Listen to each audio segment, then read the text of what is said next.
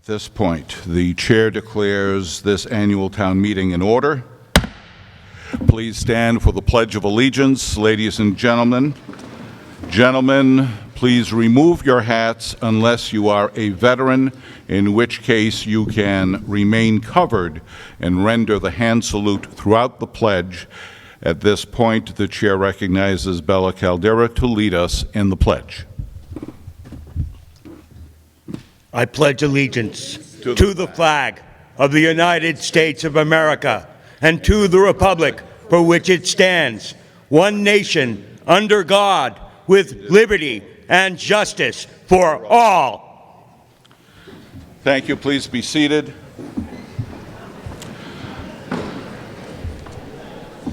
There is a quorum of 120 registered voters. Thomas Brown, the superintendent of Monty Tech, and Colleen Muha, the superintendent of Quabbin Regional, have both requested permission to address town meeting, and that permission has been granted. As we pause and celebrate our nation's 250th anniversary next month on July 4th, I invite us to recommit ourselves, family, friends, neighbors, fellow town residents, and fellow citizens to our goals as Americans, to a renewed sense of civility, and with that, civic responsibility. Let's remember that the residents of Hubbardston were incorporated as a town 9 years before America declared its independence in 1776. They did that on June 13th, 1767.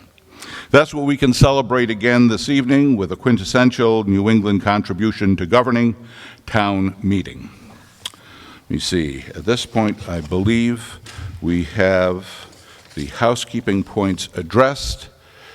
So there is going to first be a consent agenda item, and this is going to be moved by Mrs. Young and seconded by Mr. Walker. The motion, I move that the town vote to approve Articles 1 through 3. Excuse me just for 1 second. We have one quick one. We'll use the same mover and seconder.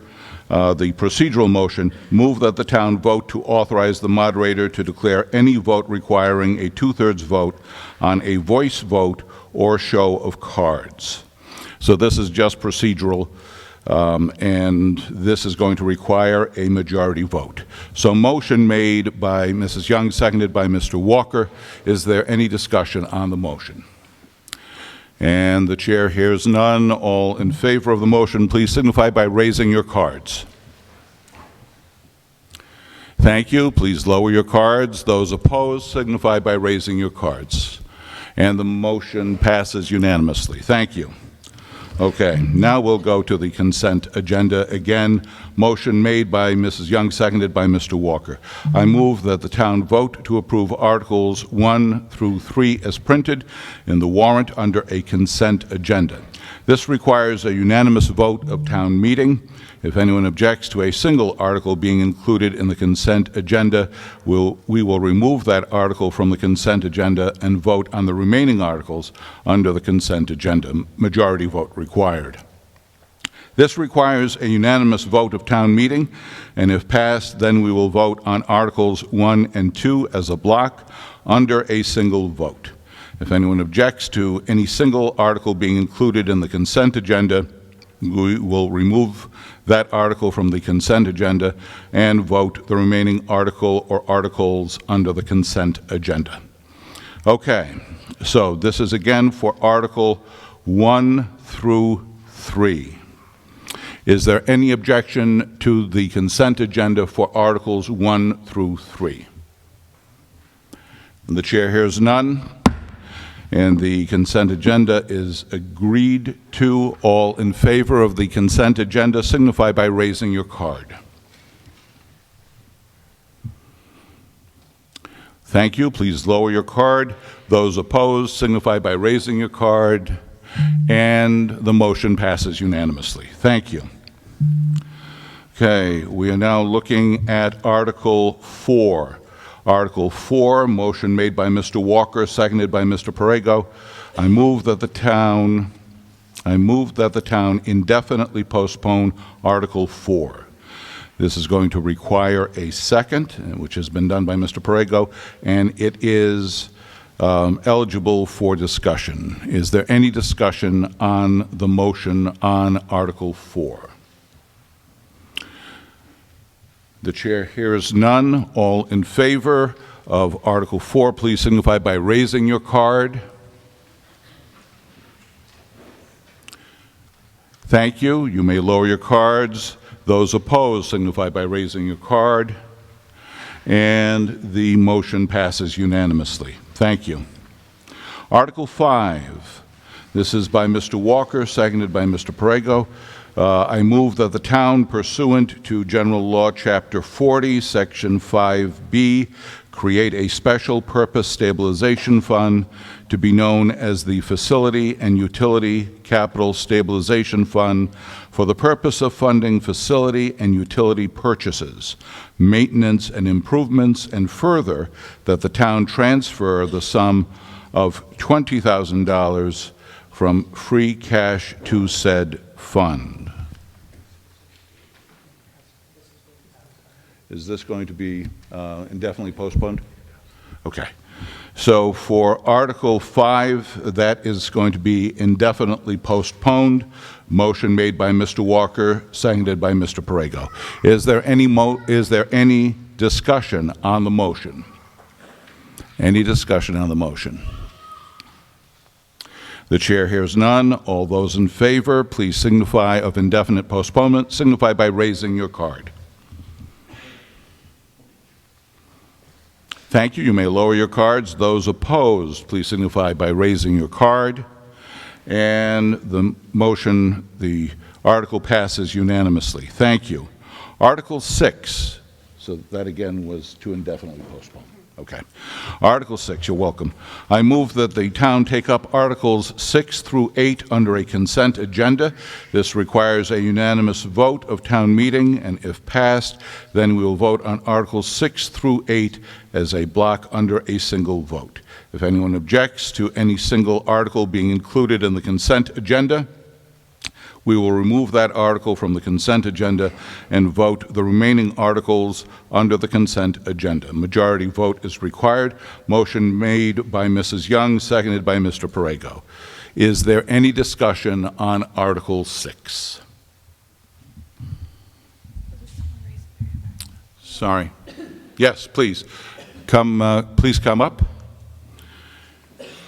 Again, Mr. Moderator, and then your first and last name and your address, please.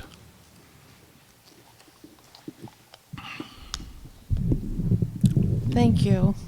My name is Susan Breggy, and I live up on Root Road here in town. Thank you, and you may proceed. Okay, thank you. I'm kind of confused. Why are you combining what's happening with roads with the school? Okay. Why aren't we addressing them separately? Thank you. Thank you very much. Of course. Go ahead, Mr. Fitzgerald. Very good. Good evening, town meeting. Very good question. These are generally considered to be housekeeping articles. These are approved annually, simply allowing the town or the select board to enter into contractual agreements with the Commonwealth of Massachusetts or the Montezuma Regional School District or the Quabbin Regional School District, and to utilize these special funds from the holding hospital account. So again, this just authorizes the town to participate in these ordinary and annual programs that support the town. Thank you. And at this point, it's my pleasure, it's the chair's pleasure, to introduce to you our interim town administrator, Sean Fitzgerald. So welcome to town meeting. Welcome to Hubbardston.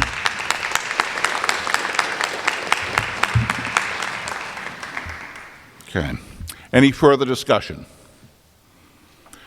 The chair hears none. All in favor of Article 6, please signify by raising your card. Thank you. You may lower your cards. Those opposed signify by raising your card. And the article passes unanimously. Thank you. So now we're going to go to Article 9, and this is going to be a motion made by Mrs. Young, seconded by Mr. Walker.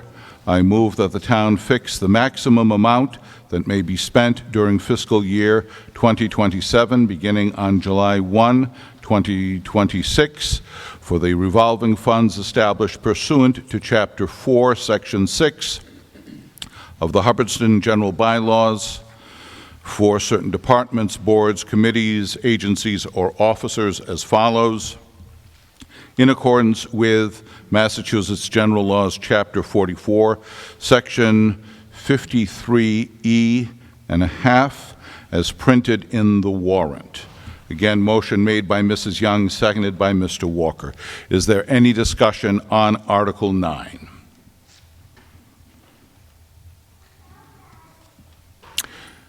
The chair hears none. As a result, all those in favor of Article 9, please signify by raising your card.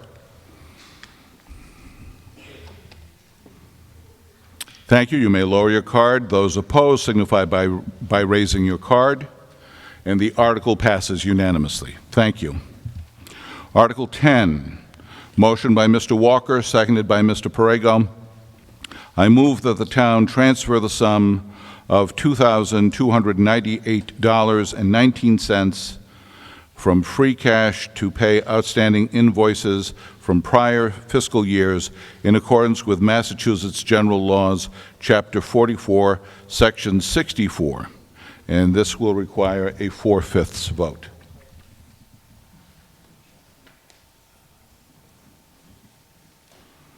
Motion made by Mr. Walker, seconded by Mr. Perego. Is there any discussion on the article? This is on Article 10. Thank you. All those in favor of Article 10, please signify by raising your card. Thank you. You may lower your card. Those opposed signify by raising your card. And the article passes unanimously. Article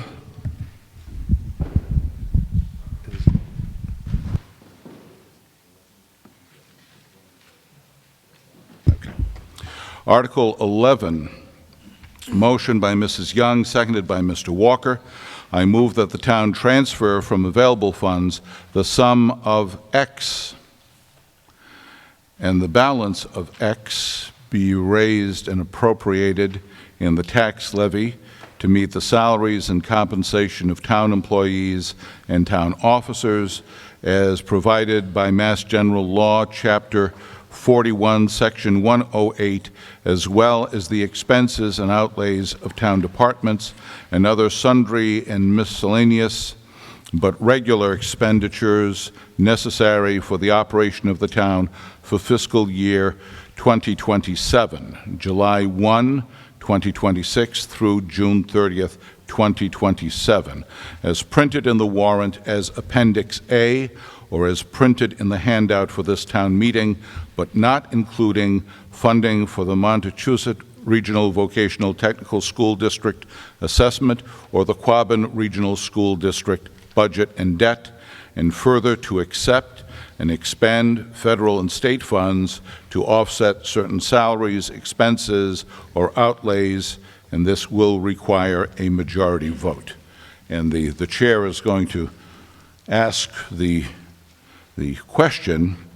Please fill us in on X and X. Mr. Moderator, the budget recommendation will come from the Finance Committee. The Finance Committee makes the recommendation to town meeting. The number that we originally had presented has been modified, and so that number actually is $4,877,612 and to be raised from the tax levy, along with $46,471 from free cash. Okay. Let's go over the numbers again. The first one is going to be 4,008,000. I'm sorry, $4 million. yep, 4,877,612 from the tax levy Okay. and $46,471 from free cash.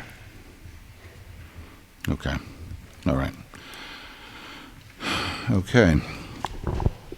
Any discussion on Article 11? Any discussion on Article 11? In the back. Yes, please.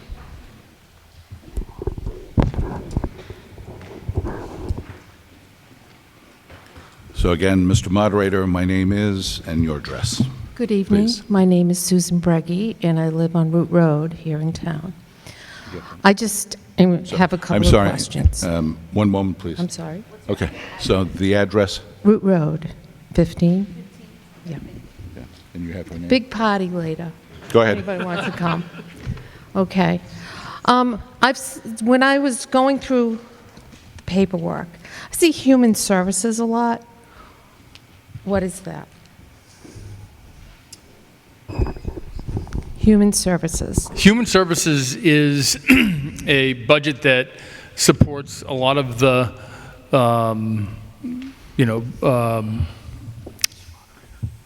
needs of the town. Typically, it is a little different. Let me just double check a few things.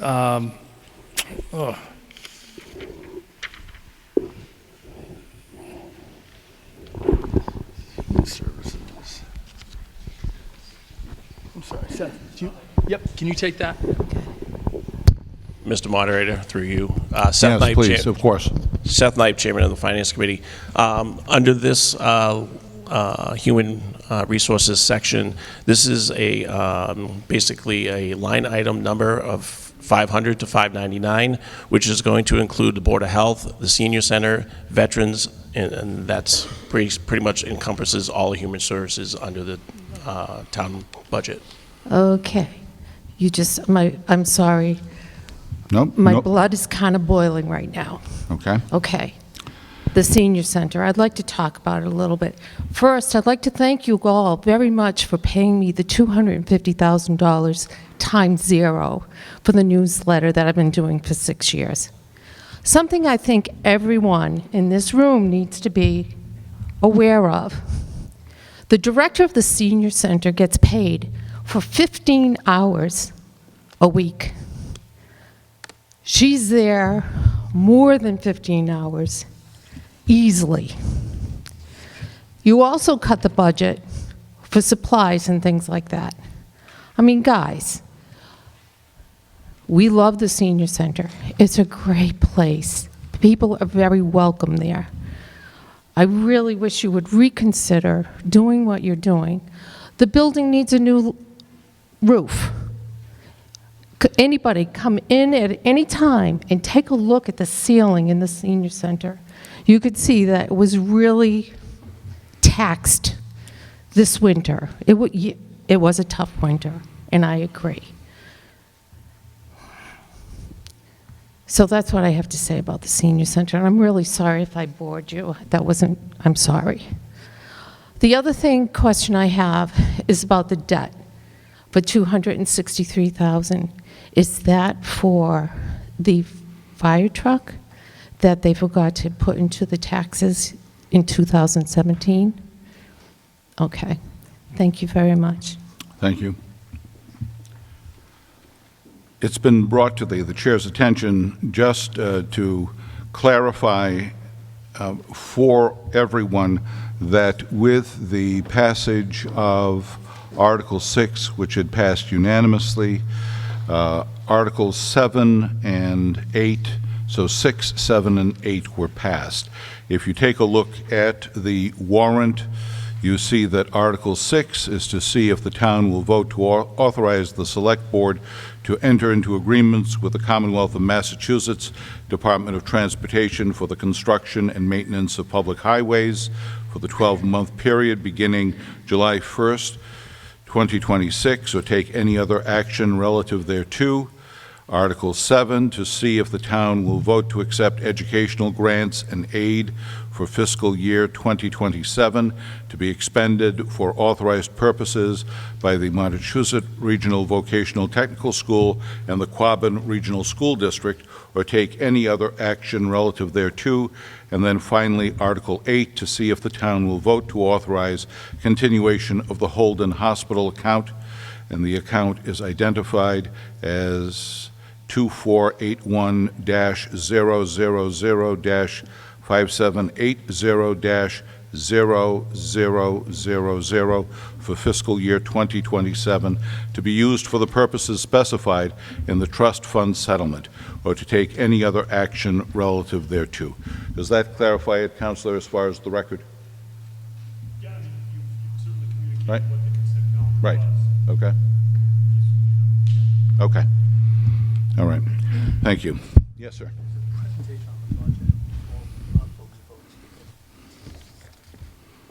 Okay. And that was going to be Article 11? Yes. Sorry, yes, sir. Mr. Monroe.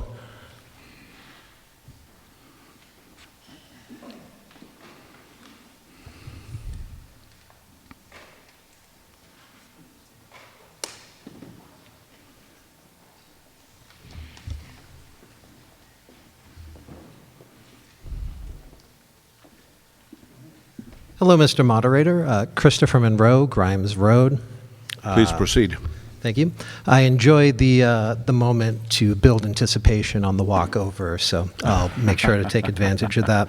Of course. I have some questions about these high variance items, because going through and looking at the detail of this budget, there are some where there are pretty big swings in terms of what we've done in the past.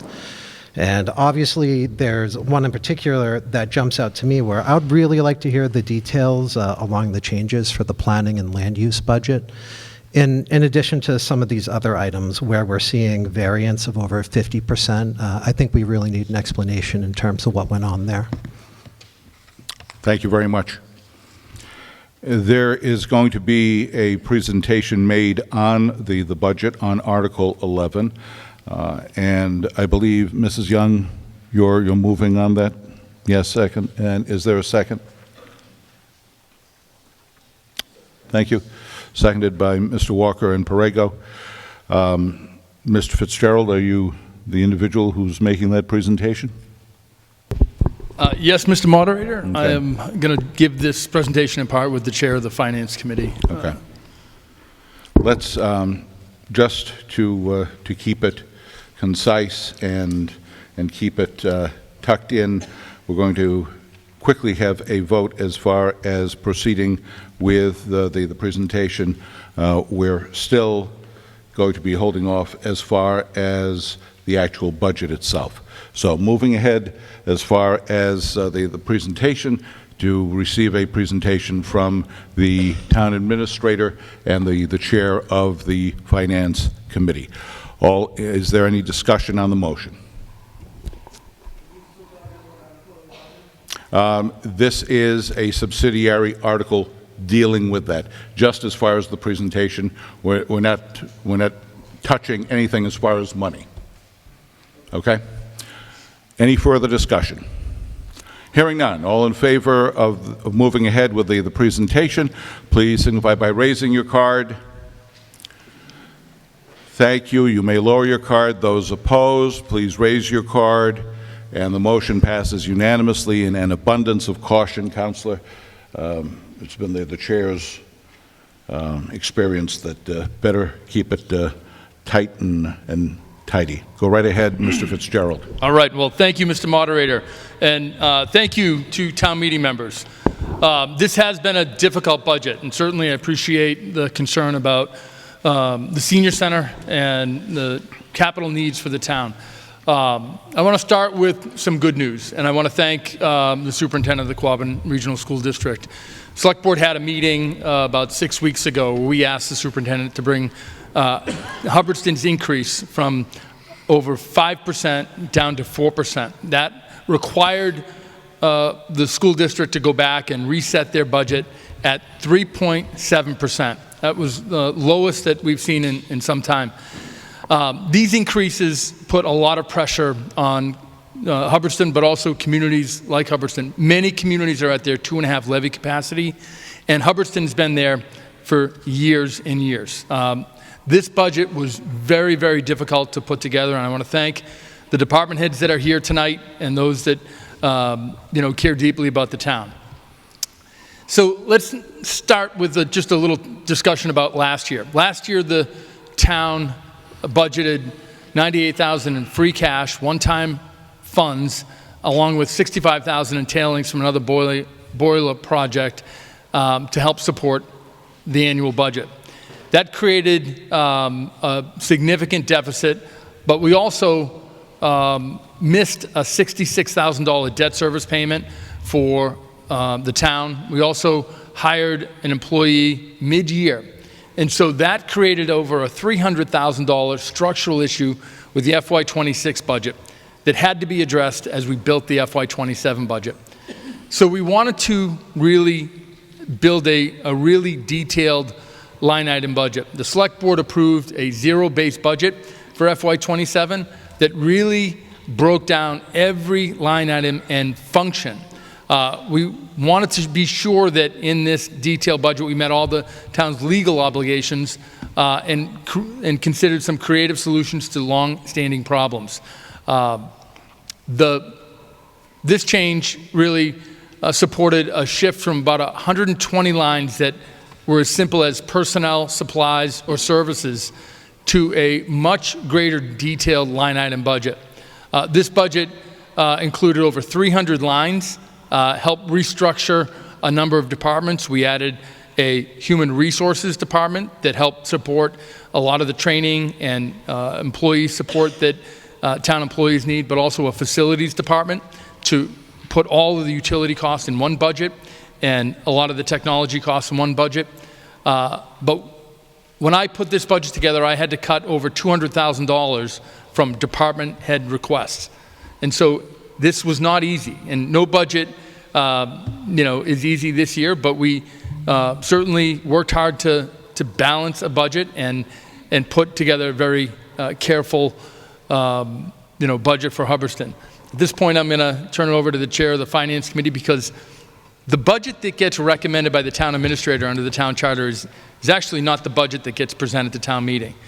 Town staff and town administrators have to put this budget together, but it's the Finance Committee that ultimately makes the recommendation to town meeting. And they did make some changes, and many of those changes I think are prudent and will help the town move forward. With that, Mr. Knight. Thank you. Mr. Knight? Okay, 3 weeks ago we received the budget that was posted online that you saw that the town administrator put together. As you noticed, it was very detailed, pretty thought out process.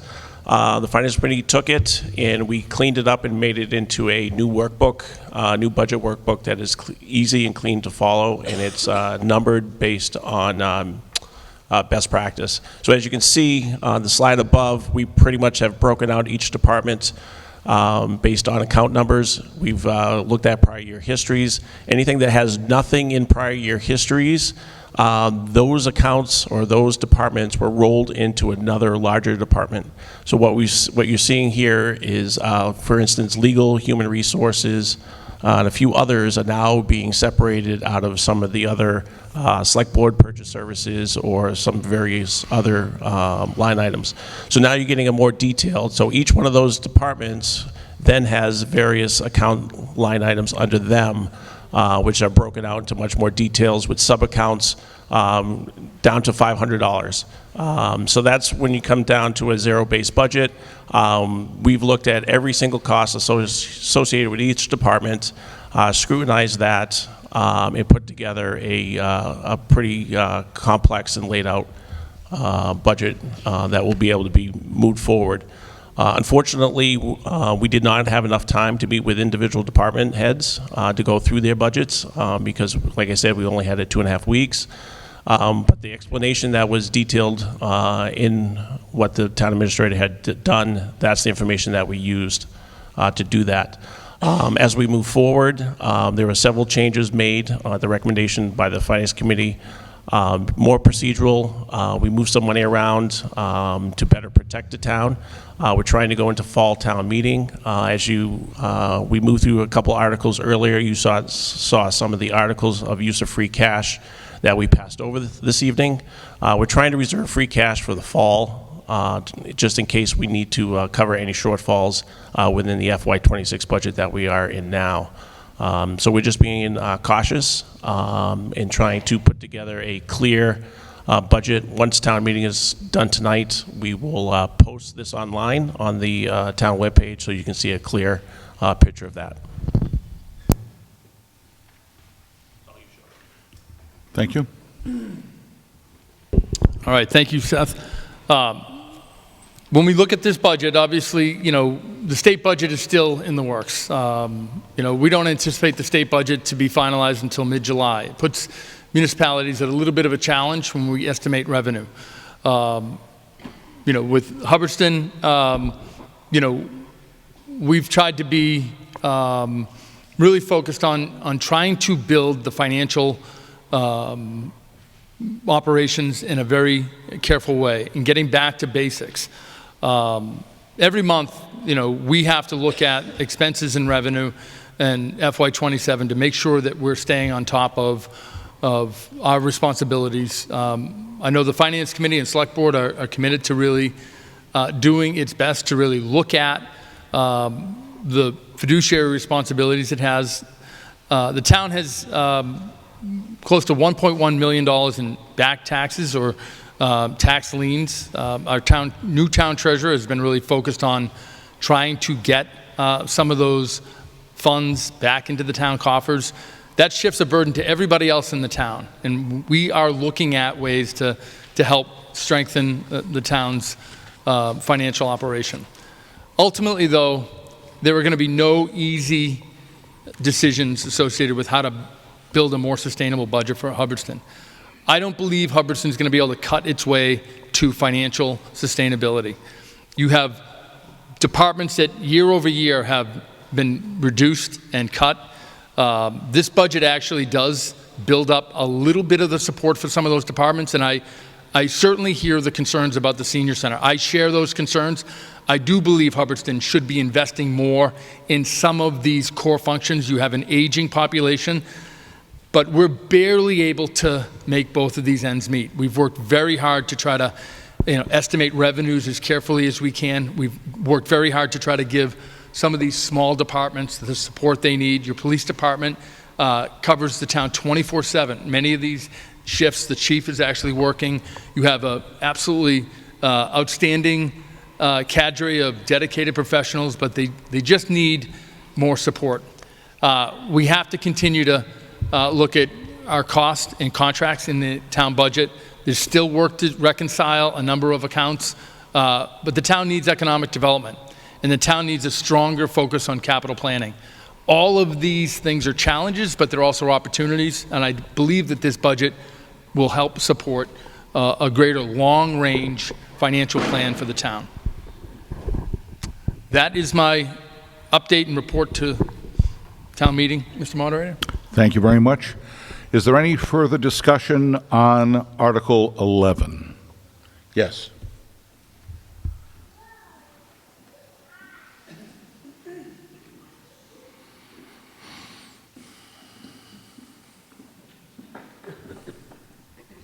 Thank you, moderator, sir.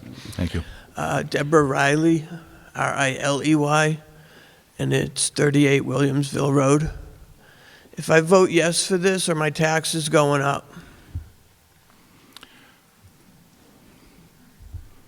Yes, your taxes are going to go up. Thank you. Yes, sir.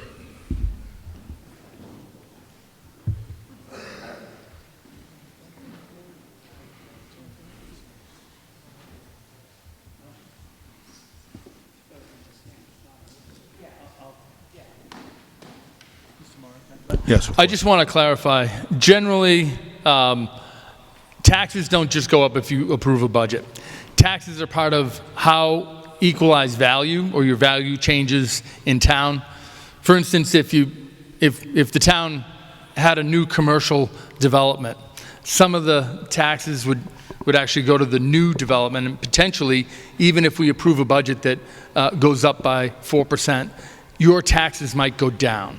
It all depends on property values, but generally, if you approve a budget that has a 4% increase, everybody can assume that there's going to be a slight increase. The important thing to keep in mind is that this is below your levy capacity, and it's a very tight budget. Many of the departmental budgets, even the Quabbin School District, that's 3.7. That's higher than the 2.5, and it's one of the biggest line items that we have in the budget. So we're absorbing that increase on the town government side.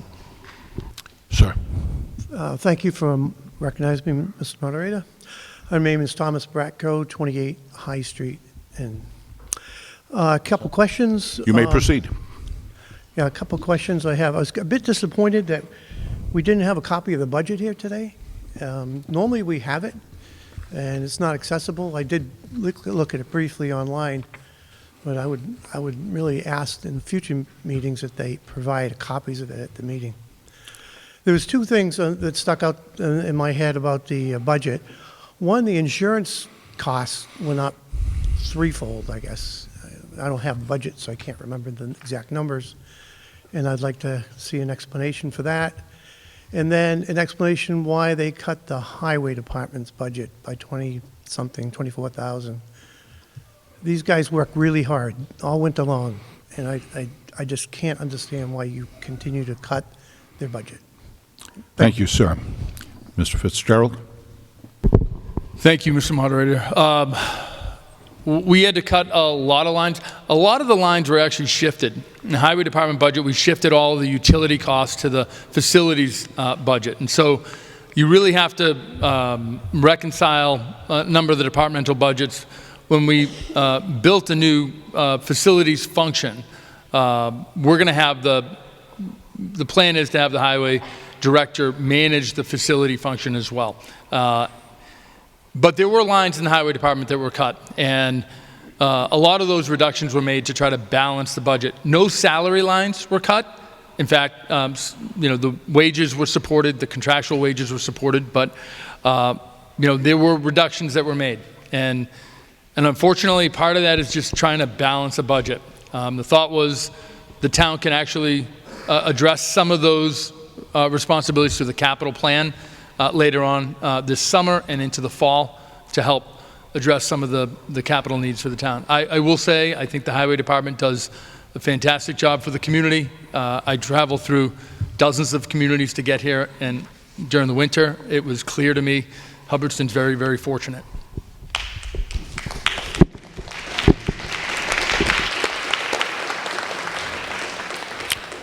Thank you. Any further discussion on Article 11? Yes, please.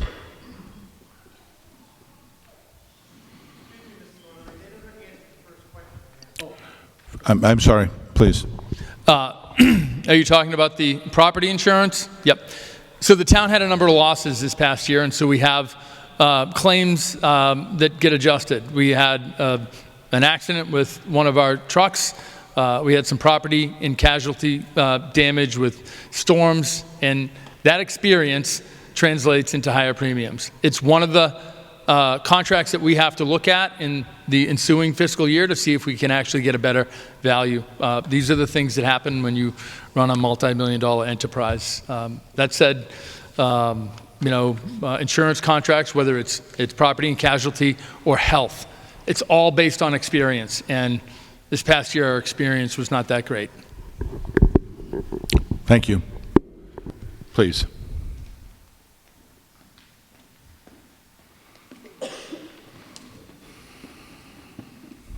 Thank you, Mr. Moderator. Deborah Chamberlain, 7 Laurel Street. Please proceed. Thank you. I actually have two questions, if I may. The first one pertains to Article 3. Maybe I missed it. I don't recall that any amounts were entered into that article that we voted on, and I'd just like to clarify what those amounts are.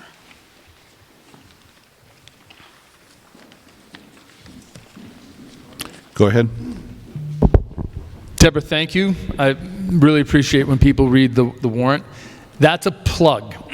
It was put there if the town actually needed to recommend that we use some free cash to balance the FY26 budget to address any kind of shortfall. We just didn't have a reconciliation that showed at this point we would need funds to balance the FY26 budget. That said, you know, when we close out the year, we hope that we will end the year in the black, but if we don't, we'll have to come back at a future town meeting and ask for an appropriation. So were any monies authorized to be transferred then to No. make those at this time? No. Okay, thank you. And my second question pertains more to the budget. It's more of a comment, I think. It's very difficult as a resident not to receive the line item budget. I understand for paper reasons. However, now you're talking about a budget that went from 120 lines to 300 lines, and you haven't had time to process it, but yet we're supposed to vote on it. And you can't even speak to what human services are and where these changes have been made with any accuracy at this point. So how are we as voters supposed to make an informed decision on this budget based with no information presented to us prior to town meeting? Thank you. Go ahead.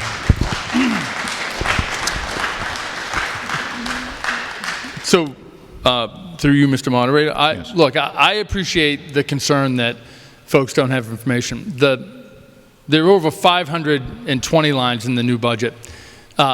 There's descriptions about why we need each of those lines. Every department head is here to answer questions that you might have about what's in their departmental budgets. Every contract is broken out in a line item in the new budget so that you can study it. It's been on the website for the last 2 weeks, along with the warrant. And, you know, we've had a number of public meetings over the last month and a half to talk about the budget and try to get more information. I'm always open to ideas about how we can get more information to town meeting members. Maybe we need a few meetings for town meeting members prior to town meeting so that we can actually talk about the budget. I want to have more conversations about this budget. I want you to see how anemic some of these departments are and how challenged a number of these departments are in terms of funding some of these core responsibilities. But certainly, you know, we are going to do our best to try to, you know, answer questions tonight and give you whatever you need to support a review of the budget. Thank you. Yes, ma'am. Thank you, Mr. Moderator. My name is Laura Foley, and I am at 12 Pitcherville Road. Thank you. Please proceed. I wanted to point out to you, Mr. Moderator, and the townspeople that the budget was posted, and I received a copy of it with my warrant when I scanned the QR code on the postcard that came. So I don't know if people don't have access to the internet, or if there wasn't a physical copy here that's the problem. But maybe there's a happy medium of telling people more about QR codes and about websites, and also having hard copies available at places like the library, town hall. Thank you. Were there hard copies available? No, we didn't have hard copies available. Okay. Okay. Thank you. Point well taken. Sir? Hello, moderator. My name is Christopher Dybjornsson. I live at 6 Worcester Road. You may proceed. I had a question about tax collection. It was mentioned in passing. Are you able to provide sort of a percentage of how many taxes go unpaid per year or something like that? Mr. Fitzgerald? Yeah, the Department of Revenue keeps track of every community's uncollected taxes. You can go on a DOR website and see, just search for Hubbardston, and you can see over the last 5 years, roughly about 10% of your taxes have gone uncollected. Typically, you want that number to be around 3%. When you don't collect taxes, everybody else in the town pays for the obligation. And while there are a lot of reasons, some of those issues are hardships, the town needs to have an aggressive plan to address that. The select board and our new treasurer have advanced that, and we've already made significant progress. We've already raised over $30,000 by negotiating and working with individuals. There's an article in this warrant that will give the treasurer a little bit more of a tool to negotiate and work with folks that are falling behind. Any further discussion? Yes, I'm sorry, please.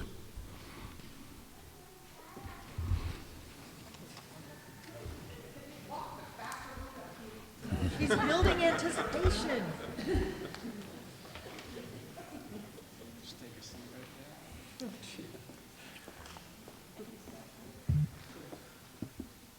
Christopher Monroe, Grimes Road. Please proceed.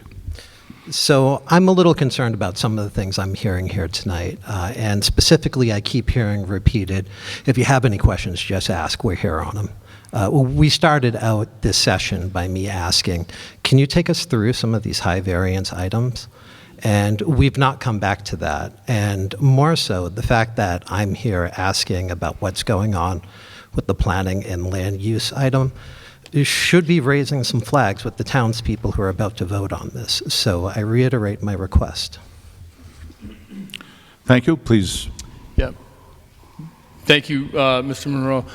We eliminated a position to balance the budget. And so we had a position that was partly funded through the planning budget that supported inspectional services. And so that's significant reduction. Other reductions were reductions in a number of lines based on that zero-based budgeting. We went through and we cut $200,000 out of a number of the departmental budgets. We also shifted funds that were all utility costs. The majority of the shift is utility costs and technology costs that were shifted to a facilities budget. Certainly happy to answer any additional questions that folks might have. Sir.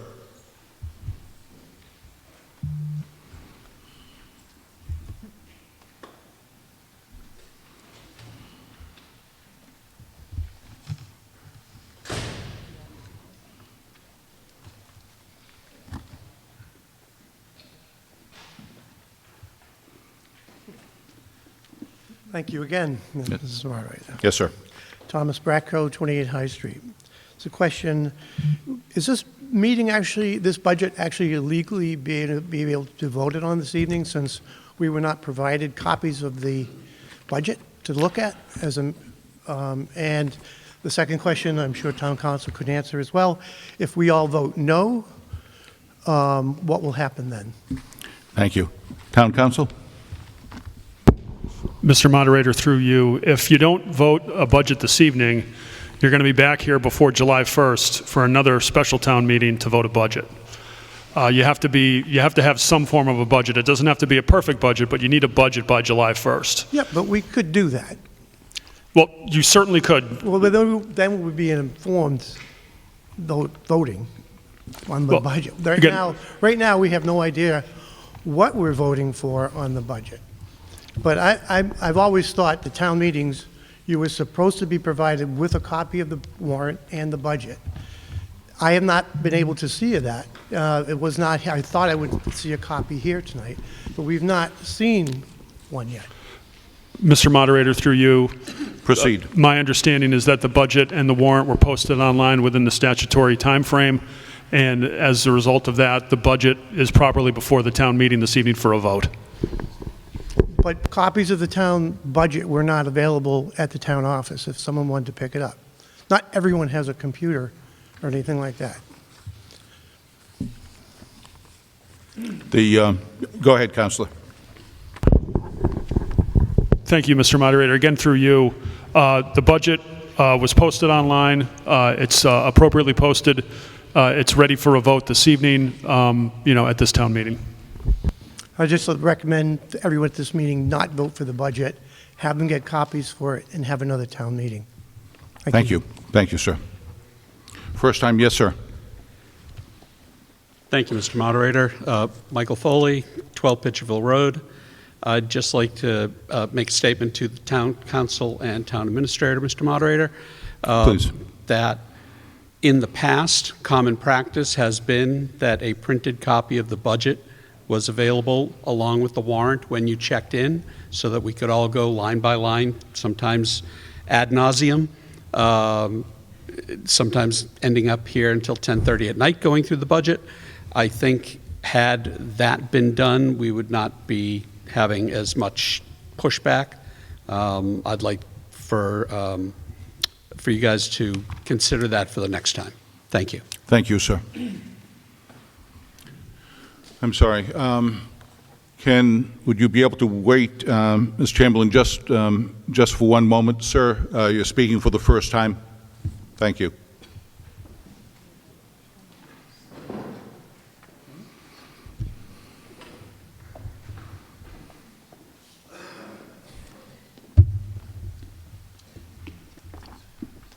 Thank you, Mr. Moderator.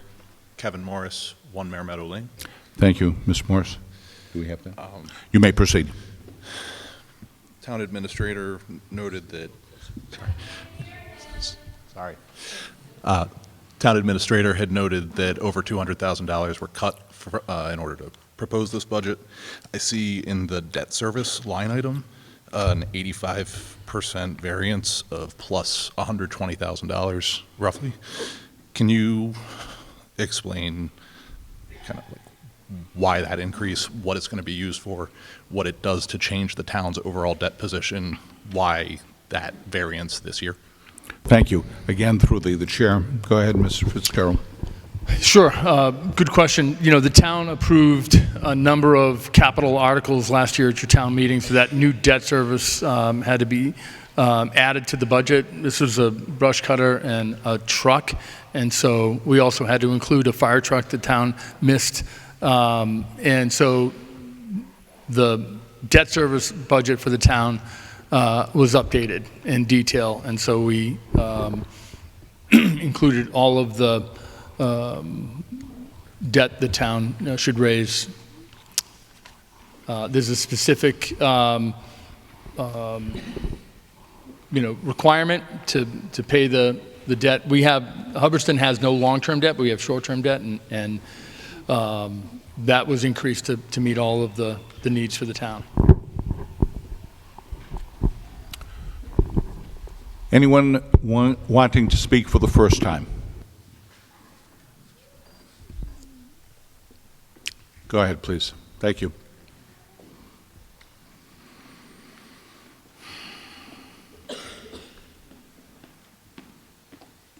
Thank you, Mr. Moderator. Deborah Chamberlain, 7 Laurel Street. Please proceed. I would like to clarify the amount again. I believe the amount that we've been provided and that was online is not the amount that you're seeking tonight. So I'd like to ask again for that updated amount and what the differences are in that. And also, there was mention of additions to some departments, and I'd like some explanation on why some departments may have seen increases and what those entailed. Thank you. So the first is, what is the correct amount as far as the budget? So the amount that's being recommended by the Finance Committee is $4,924,083.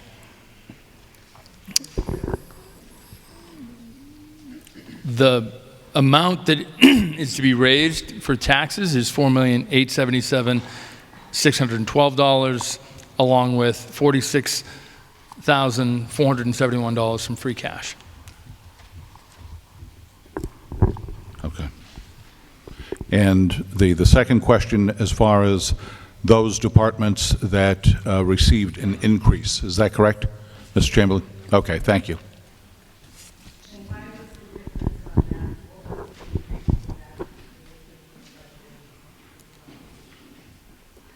I'm sorry. She wants to know the difference on the increase for those departments. Yep.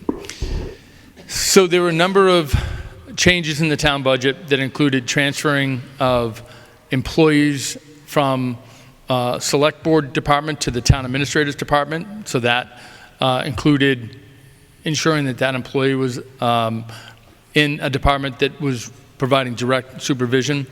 There were office supplies that were centralized. We had, a number of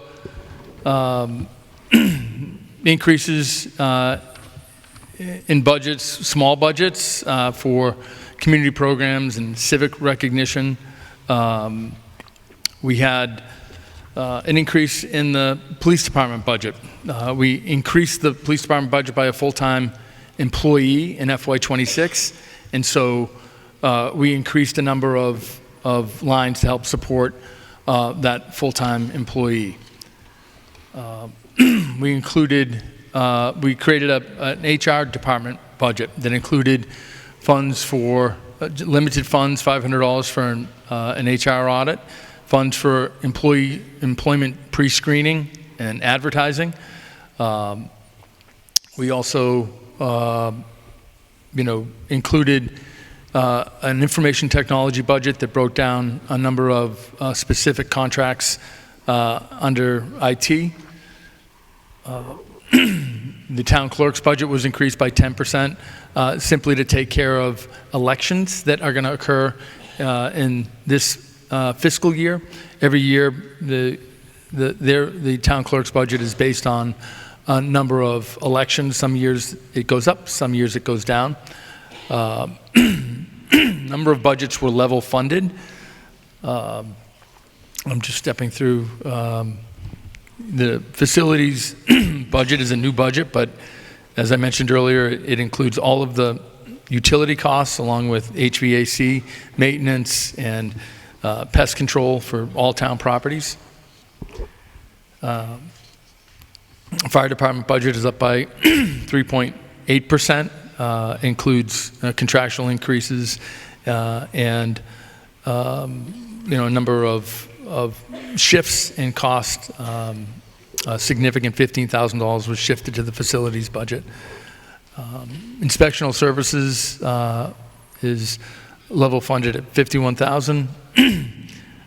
Planning and land use, we talked about a reduction in a full-time position.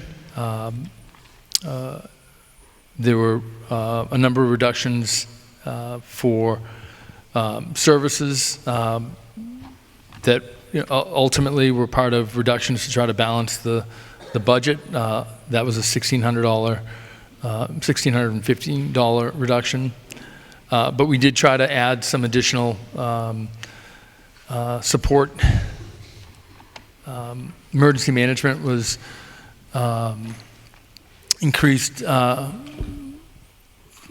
by 61% or 4,000. It's a limited budget. Our regional animal control is up by $1,500, and that's supported by City of Gardner, and that's a contractual increase. Dispatch, we are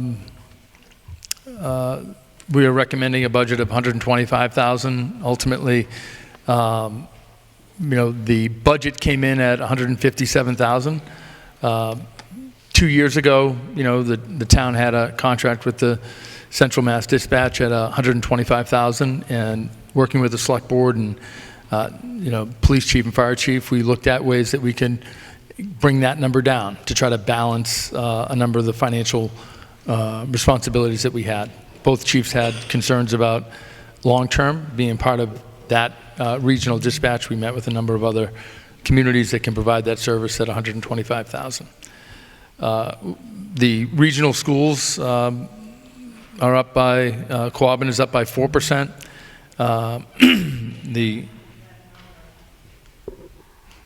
The school budget is up by 3.7. The town's portion of the cost of the school district is up by 4.01%. The debt service is down by 4.1%. The Montechusett Regional School is up by 7.1%. We broke out streetlights, and it's level funded at $6,000. We added more detail in the DPW department budget. Let's see. Board of Health is level funded at $1350.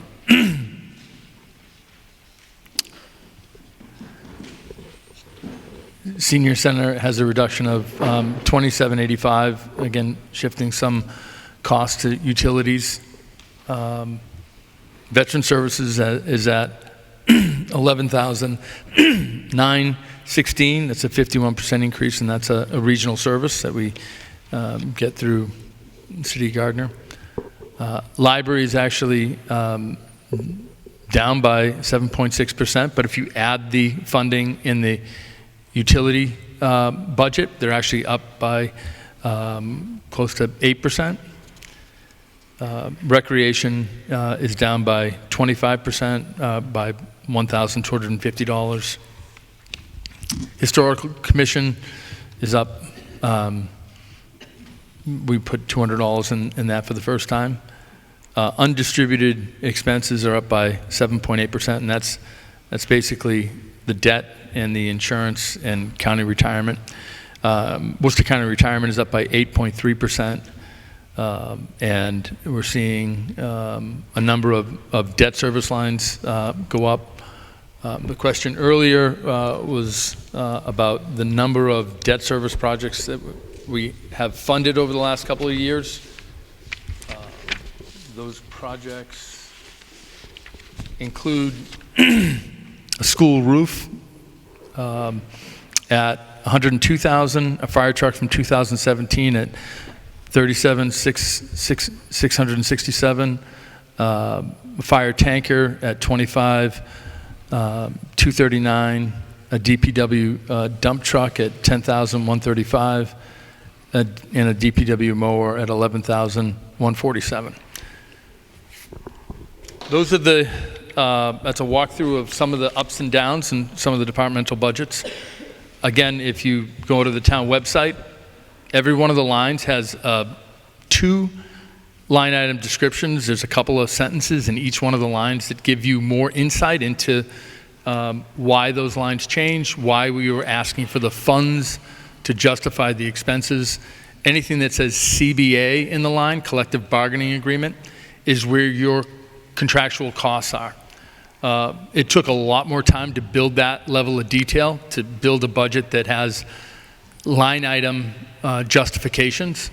And I would encourage everybody to go take a look at that. I wouldn't print it out, but you could read it and you could understand it. I get the point that we should have had a summary for you to have and look at. We will fix that problem in the future. Thank you. Any further discussion?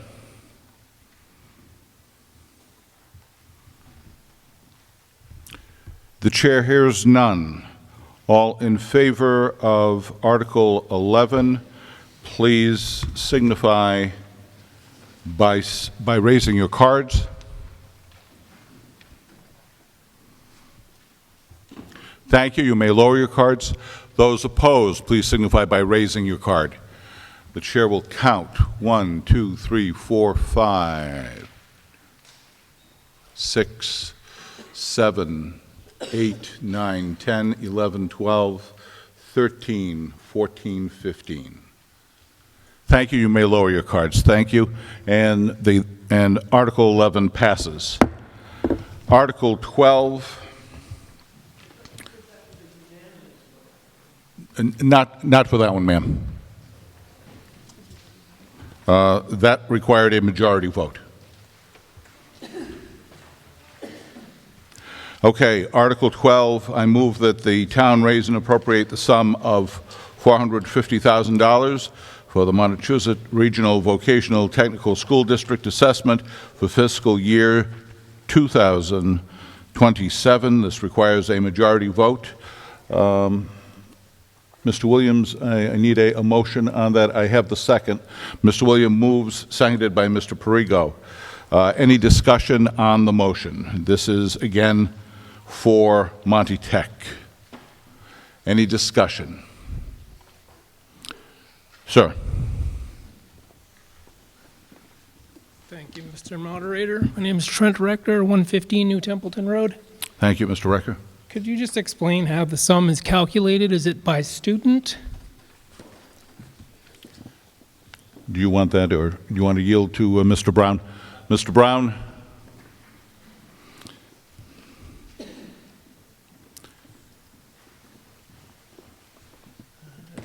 Good evening, Mr. Moderator, and thank you for allowing me to speak. In general, the budget is calculated, yes, enrollment is part of it. So there are 35 students from Hubbardston that attend Monty Tech, and that becomes a part of determining the assessment.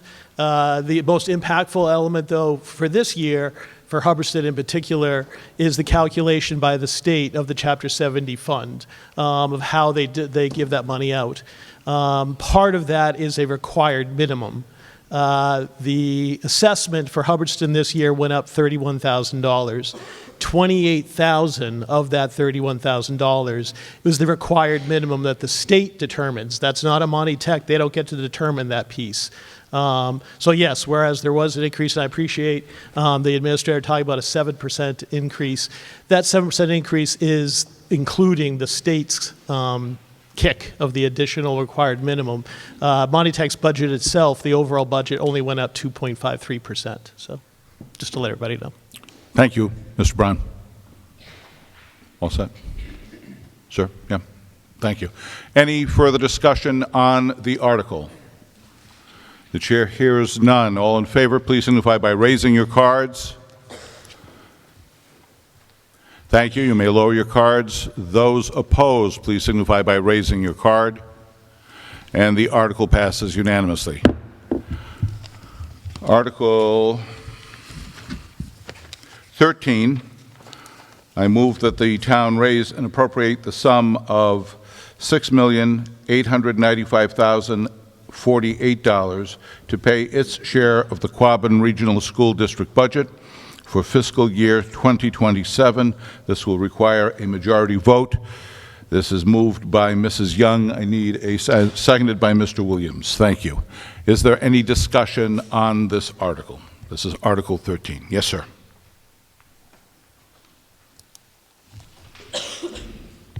Hello, moderator. My name is Christopher Dybjornsson, 6 Worcester Road. I was just, my question is, you know, in terms of the Quabbin budget, maybe I could just get a quick summary as to how the budget went up by, you know, 3.76%, while at the same time I hear there were significant cuts in staff and programs at the school at the same time. Thank you. Do you want, we'll have the superintendent. Madam Superintendent.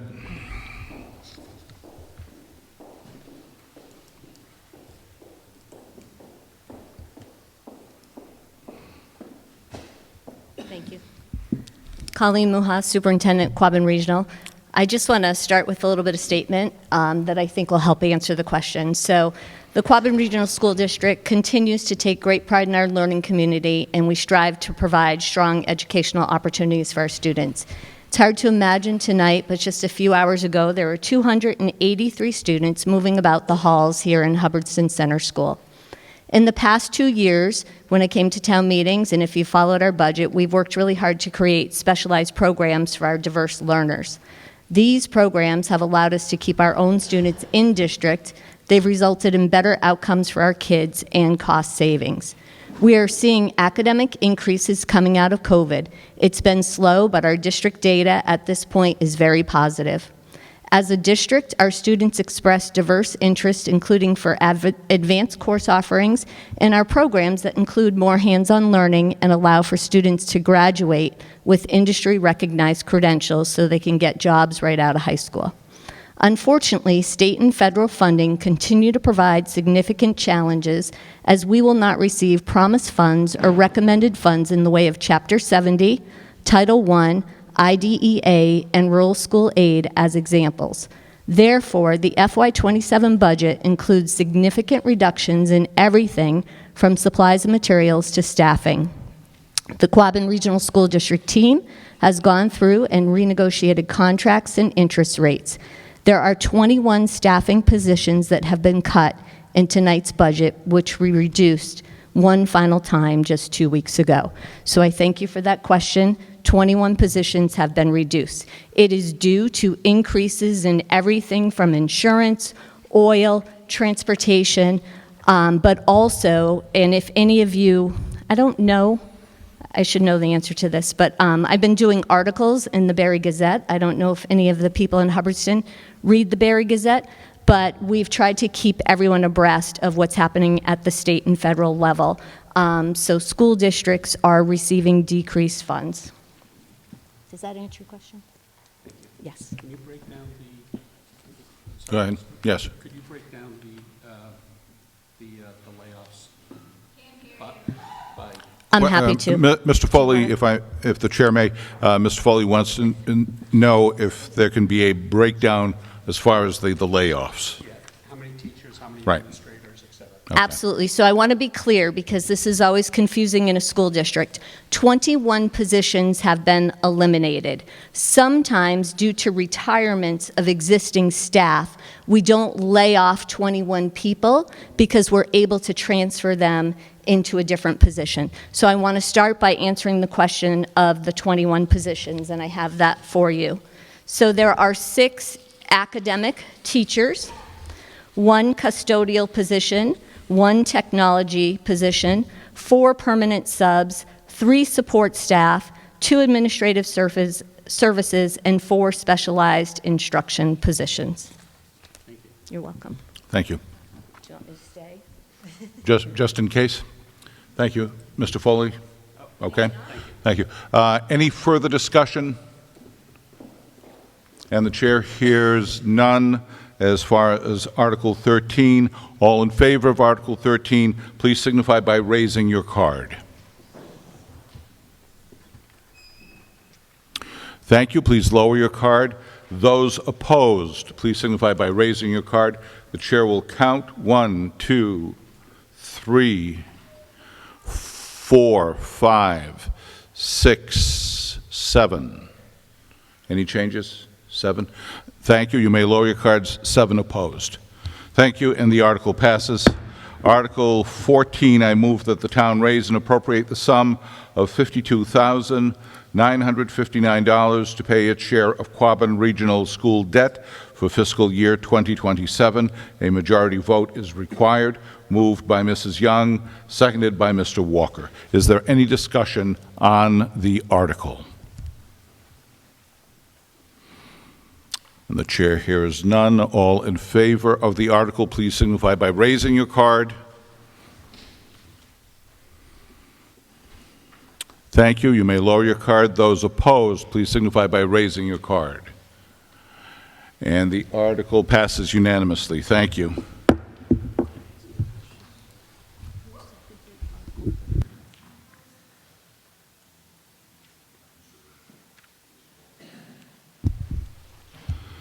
Okay. Article 15, I move that the town move to indefinitely postpone Article 15. This is a motion made by Mrs. Young, seconded by Mr. Walker. Is there any discussion on the motion? Any discussion on the motion? Chair hears none. All in favor, please signify by raising your cards. Thank you. You may lower your cards. Those opposed, please signify by raising your cards. And the article passes unanimously. Article 16.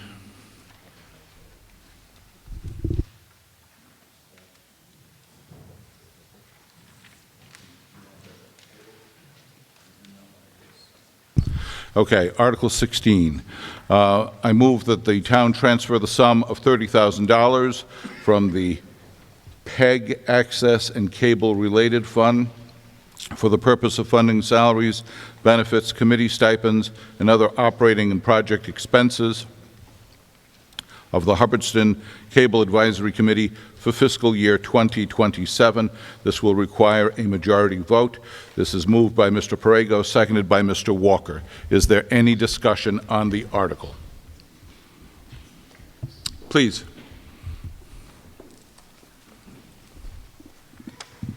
Thank you, Mr. Moderator. Rebecca Rector, 115 New Templeton Road. Thank you. You may proceed. Simple question. What is a Hubbardston Cable Advisory Committee? Mr. Fitzgerald. Thank you. Mr. Moderator, cable advisory committees are statutorily established to review all of the cable licenses in the Commonwealth of Massachusetts. So every community that is served by cable needs to have a cable advisory committee, and their job is to actually help the select board and help the community deal with the FCC regulatory oversight of cable companies. I've served on a cable advisory committee in my hometown for 10 years. I could go on and on, but they're great committees. We need people. Currently, our cable advisory committee is looking for citizens to serve on it. We have to renegotiate a cable license. It's fascinating. No, I'm not selling this well enough. Look, in the information age, I promise you, folks here tonight talking about more information, your local access can help you provide that. They can give you more information. If you have a concern about what you're getting for information, sign up. Help the local origination. Public, education, and government. Under the federal law, these services can really help us combat misinformation, disinformation, and all the things that frustrate you when you show up at a town meeting. Thank you, Mr. Administrator. Any further discussion as far as Article 16? The chair hears none. All in favor of Article 16, please signify by raising your card. Thank you. You may lower your card. Those opposed signify by raising your card. And the article passes unanimously. Article 17, I move that the town indefinitely postpone Article 17. Motion made by Mr. Walker, seconded by Mrs. Young. Any discussion on the motion to indefinitely postpone? Yes, please.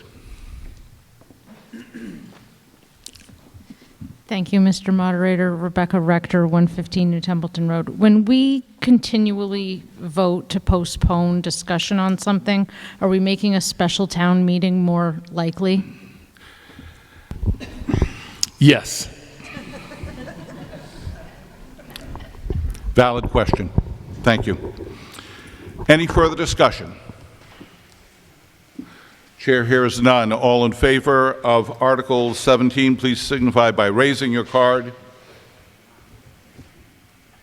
Thank you. You may lower your card. Those opposed signify by raising your card. And, oops, sorry. One in the negative, and the article passes. Article 18, I move that the town appropriate the sum of $9,000 from the accrued Community Preservation Act Open Space Recreation Reserve account to fund the CPA application submitted by the Board of Trustees of the Hubbardston Public Library for materials to build the project described as permanent story walk installation that was submitted on March 3, 2026 for the purpose of creating and rehabilitating land for open space and recreation. A majority vote is required. Motion made by Mrs. Young, seconded by Mr. Walker. Is there any discussion on the article?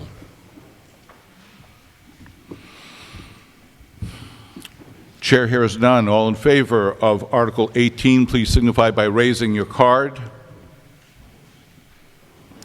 Thank you. You may lower your card. Those opposed signify by raising your card. Your thumb was almost counted, Mrs. Foley. That's okay. That's okay. And the article passes unanimously.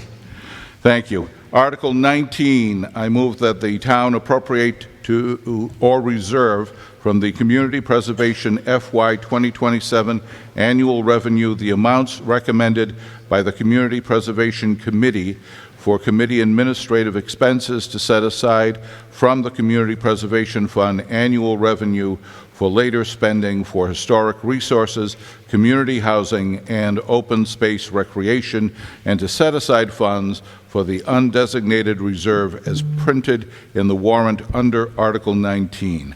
A majority vote will be required. Motion made by Mr. Prego, and you can't both make it and second it, so Mr. Williams is going to second that. Thank you. Is there any discussion on the article, on Article 19?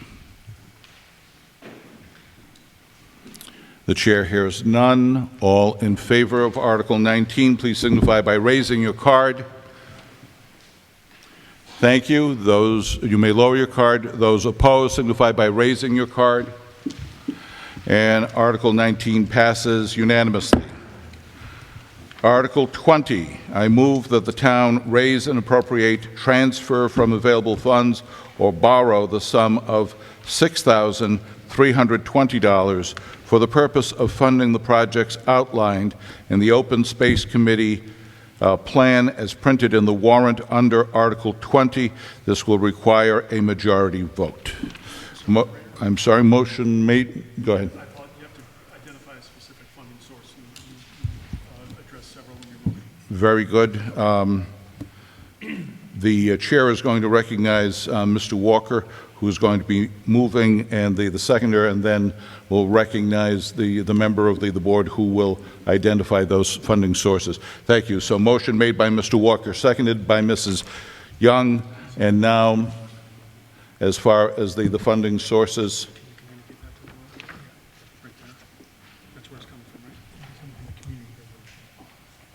It will be coming under community preservation funds. That will be the funding source. Open space recreation reserves.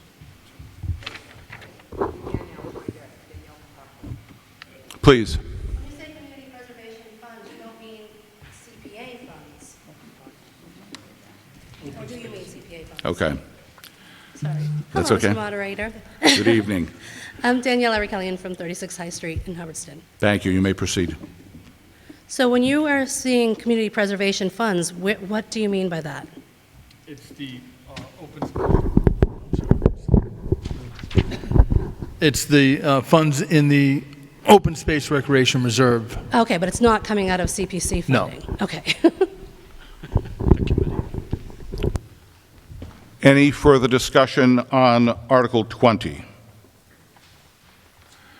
And the chair here is none. All in favor, please signify by raising your card.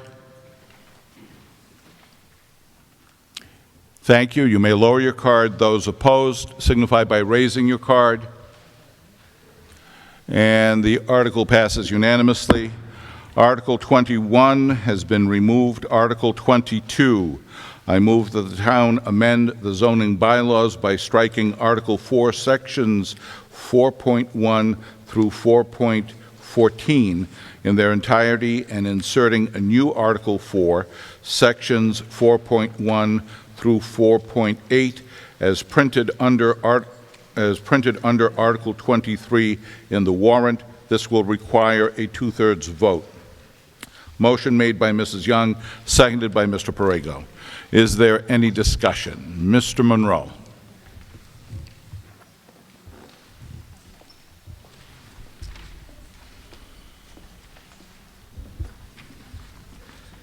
Hello, Christopher Monroe, Grimes Road. In this instance, speaking as the chair of the planning board. You may proceed. As soon as I find the page with the notes from that meeting. Thank you. All right, so this is an item that has been put on the town meeting by the planning board. For anyone who has not previously looked at our zoning bylaws, our uses were previously outlined in Article 4. Now, Article 4 was set up in what we call a pyramidal zoning scheme, where you had to look at one paragraph and then flip back 6 pages and then go back forward, and it was a mess. It was hard to read. So what the planning board has done with this item that's on the agenda is we've taken all of the language, all of the uses that were in Article 4, kept them the same except for where we believe the Attorney General's office would strike down the bylaw for it. it, and taken them and moved them into an easy-to-read table format. That way you don't have to go through and parse your way through language and figure out, well, does this apply here? Does that relate back there? It's just clean, easy to read going forward. So in terms of our work to put this together, the planning board met 4 times to review the table and parse through the language on Article 4. Those meetings were held open and available to the public. Additionally, we held a public notice hearing on April 30th where the board presented the article and reviewed it in great detail again. So as I said, we're bringing this forward not to make any substantive changes, but to make what we have much more readable, much more usable, and we hope that you all come along and help us with that and make our Article 4 easier for folks to use. Thank you. Thank you, sir. Absolutely. Under discussion.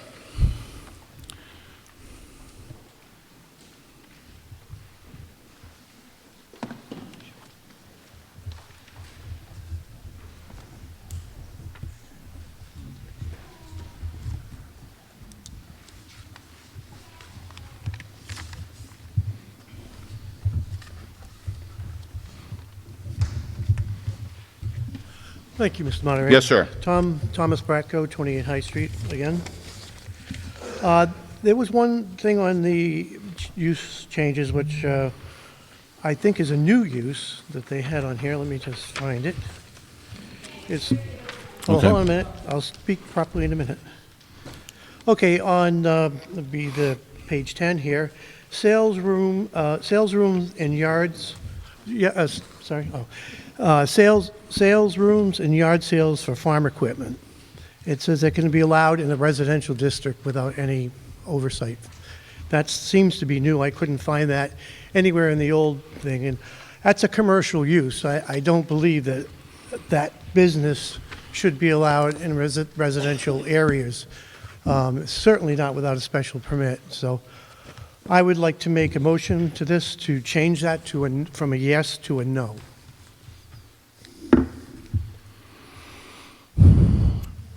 And so your motion would simply be to strike? Change what it says here on the chart, yes, and change that to a no.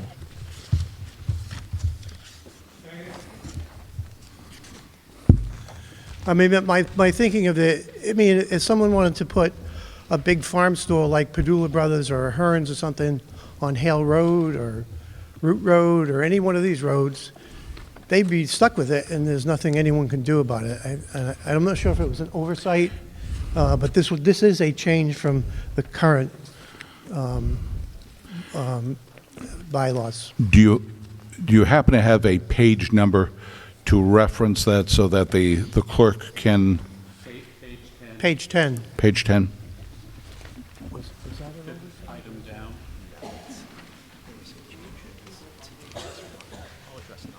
Yeah, it's on page 10, the 1, 2, 3, 4, fifth one down.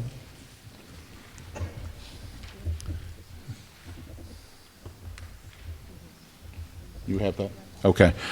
Motion has been made to strike the word yes and to replace it with the word no on page 10, the fifth line. Yes. Is that correct? And that has been duly seconded. Who was the second on that?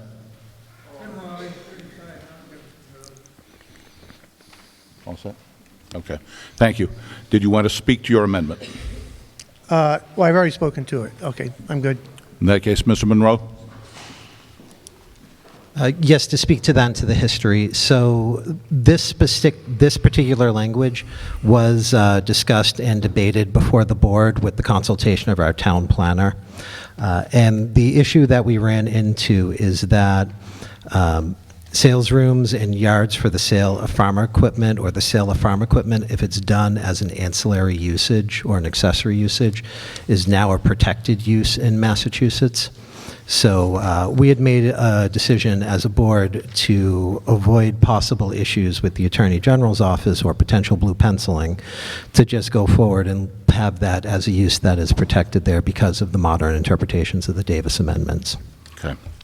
Thank you. Is there any further discussion?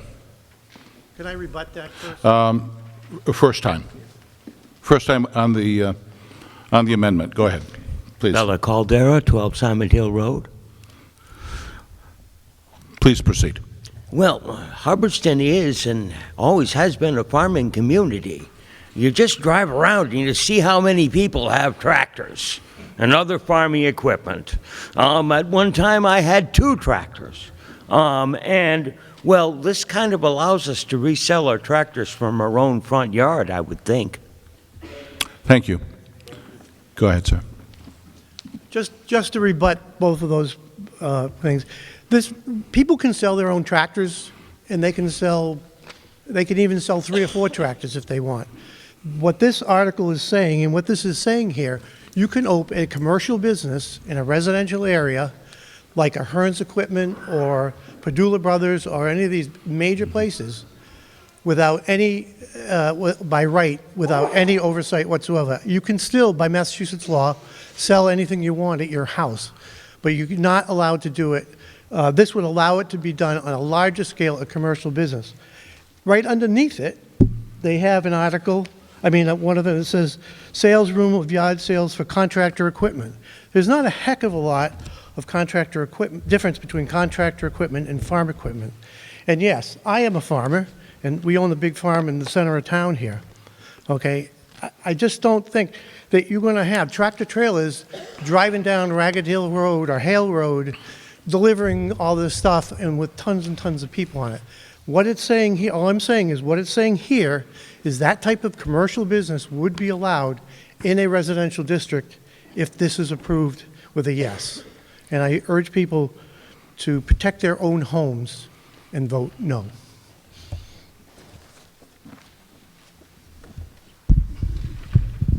To vote no or to vote yes on the amendment? Right. Sir, you would want people to vote yes on your amendment? Yes. Okay. Yes, sorry. That's okay. I was paying attention. All right. Any further discussion on the amendment? Ms. Foley.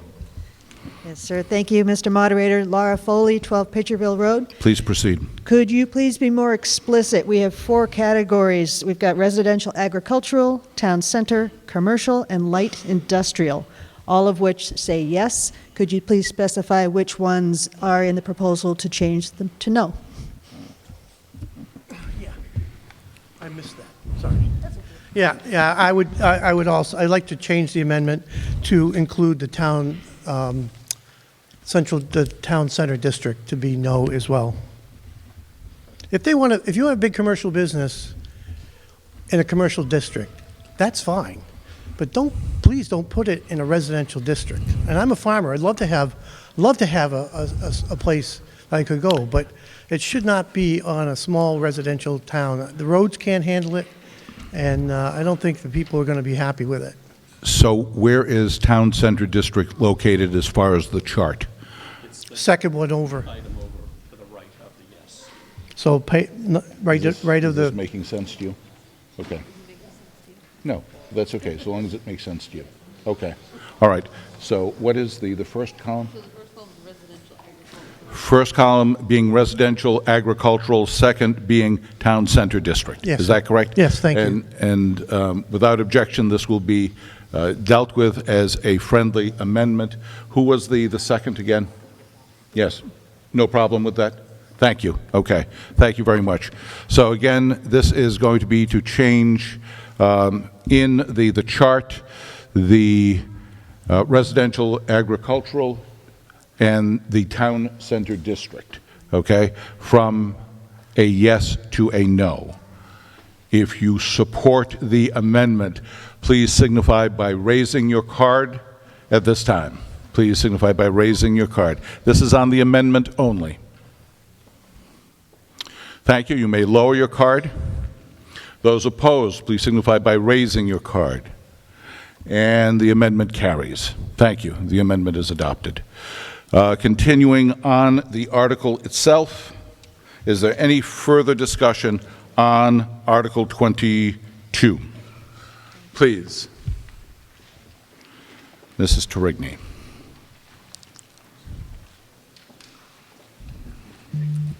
Thank you, moderator. Maria Terigny, 40 Streeter Road.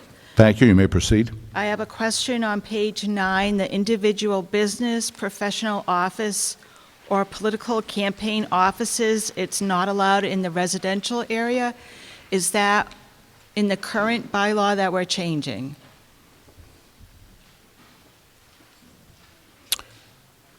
Mr. Monroe.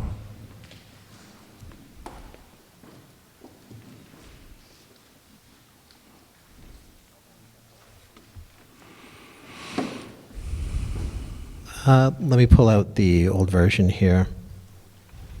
But the professional offices and such, that language is specifically in the bylaw, but let me grab it to confirm.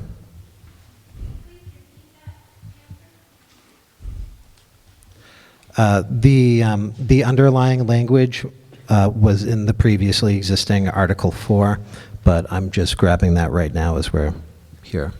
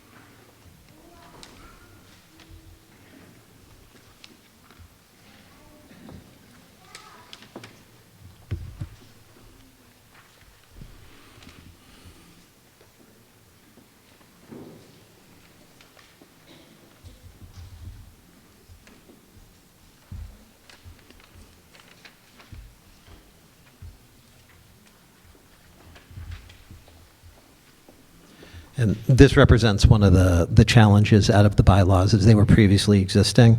So to find the location of an item in the bylaws, you actually, you can't compare it zone by zone like this. So you need to go back through and you need to read from the bottom up through the entire pyramid before you get to what ends up creating that line item.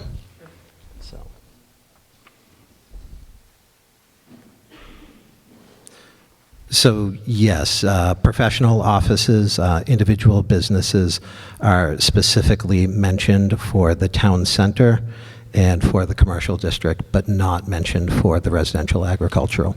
And nothing as far as political offices?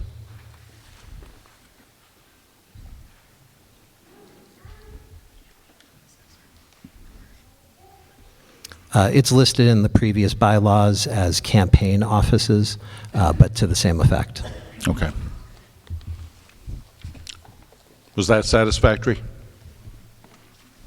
So individual businesses were not allowed in residential areas, even though I got a business permit previously for a business in my home.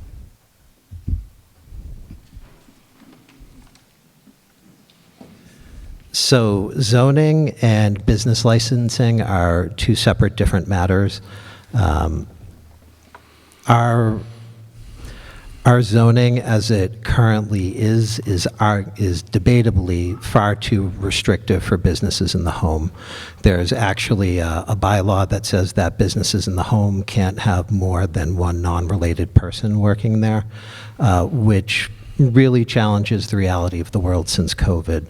But that type of change would be making a substantive change. And as we have it now, it is a fair reflection of what is in the previously existing Article 4. Yeah. Thank you. Any further discussion? Yes, sir.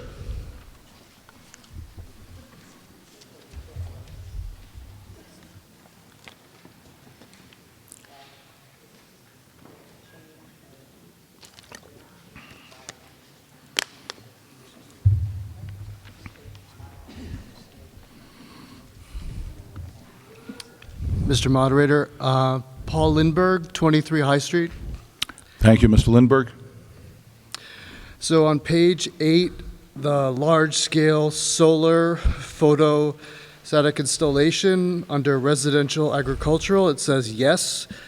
I would move to amend that to be SPR as a site plan review. As we all know, the sort of large-scale solar could really affect the local environment, open spaces, and I think just having it yes, it would be better to move it as a site plan review and amend. And I would just also like to thank Mr. Monroe for his work on the committee, but I think it's pretty clear from these tables, it's not very clear what the changes were between the different groups, so I think the format should have been a little bit more clear what the actual changes were between this group. I think the table is an improvement, but at the same time, it's not very clear the way this was written in the warrant. Sir, would you be able to just repeat your amendment, please? Yes. To amend the large-scale solar photovoltaic installation under the column of residential agricultural from yes to SPR, site plan review. Point of order. State your point of order. What's being proposed is a substantive change that would affect multiple articles in our bylaw and cannot be considered through a floor motion. And I ask the moderator to seek an opinion from town council. Thank you.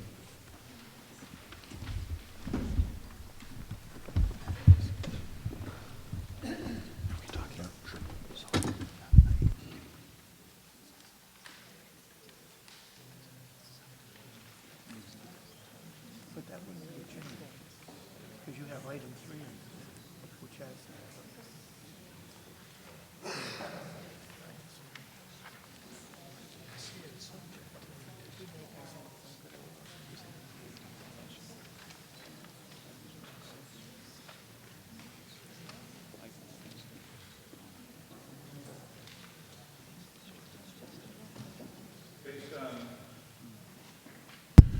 Based on conversation with legal counsel, the chair is going to rule that it would be a substantive amendment at this time, and so it will not be considered at this meeting.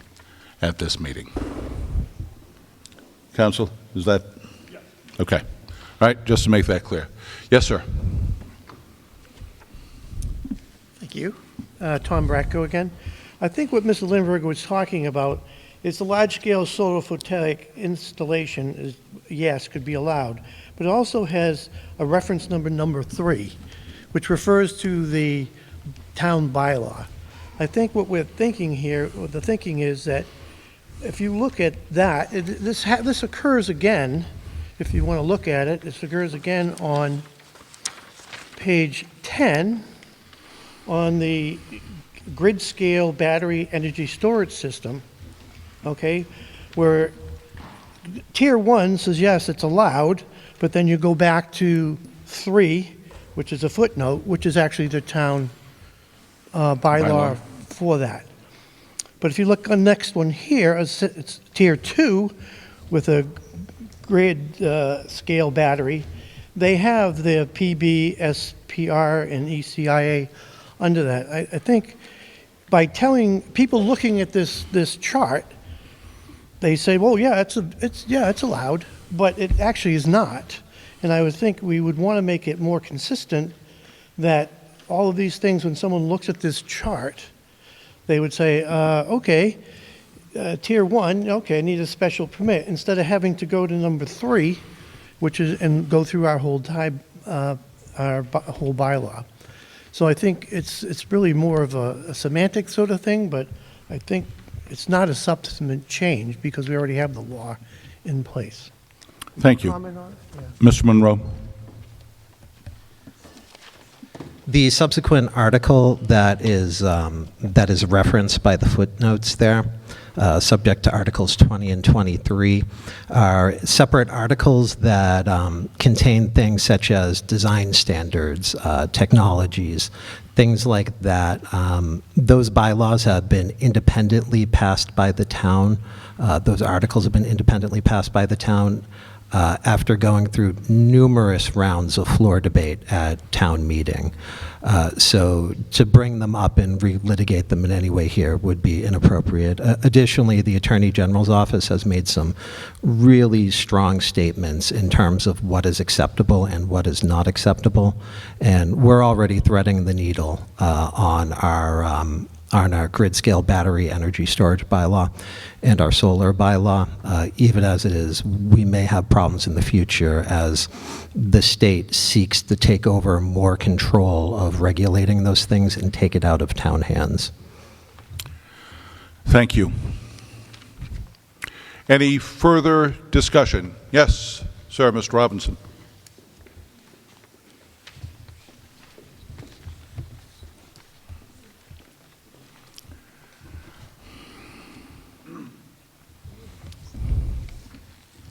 Tom Robinson, 5 Brigham Street.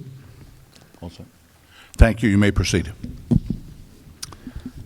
The concept I'd like to present is that in residential areas, we don't build used car lots, used tractor lots, sales rooms. They don't belong in residential areas. They belong in a commercial area. So I'm in full agreement with the concept that the tractor sale, be it an individual selling one tractor on his front lawn with a sign, that's not building a showroom. So I think that should be excluded. The showroom concept should be excluded from those areas. Then I turn to page 11, and I read down the footnote lists, and I find number 7, not to include new or used automobile sales. Now, if that is, well, first off, I don't know what it means, because it's found to be related to page 9, the 6th one up from the bottom. Individual retail store or service establishment, market, delicatessen, restaurant, and it carries 2 footnotes, 7 and 8, not to include new and used automobile sales, and no drive-through facilities are permitted. So I read that as new and used automobile sales, the showroom kind of concept is not allowed, nor is drive-through. Is that accurate? Can someone straighten this out for me? Mr. Monroe? I think I followed the question on that one. So specifically looking on the use table, we're looking at page 9, individual retail store or service established, market, delicatessen, restaurant, and then there's a reference to footnote 7, and footnote 7 specifically carves out of that classification not to include new or used automobile sales. So if the question is, was it the intent of the planning board for that to be read to not include automobile sales of either the new or used variety, that would be correct, as that was discussed as being a more intensive uses than ordinary sales. So part of the challenge and the draftsmanship of this, and part of why there's a lot of questions coming out of the public on this, is that the old version of Article 4 was pretty unreadable. Unless you had a lot of time to sit there and go back through, or somebody was paying you a billable hour to do it, it was not something that we could expect the public to look at and reasonably be like, oh, well, there it is right there on the table, let's go. So to some degree, it was pulled over after a lot of deliberation, and the language was used as tightly and as concisely as we could. In a couple places where you see footnotes, that's where we had to make some adjustments in order to make these things line up with the original intent of Article 4. So to the extent that there's questions of, is this absolutely perfect in every way? No, it's not. But it is a very dramatic improvement over the previously existing Article 4. Thank you, Mr. Monroe. I also move to call the question. Question is moved. Is there a second?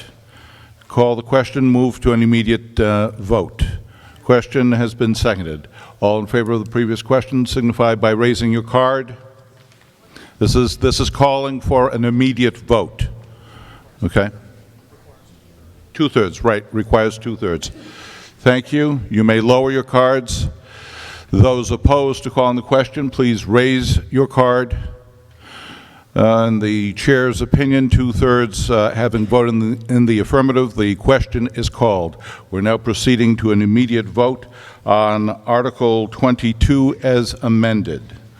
All in favor of Article 22 as amended, please signify by raising your card.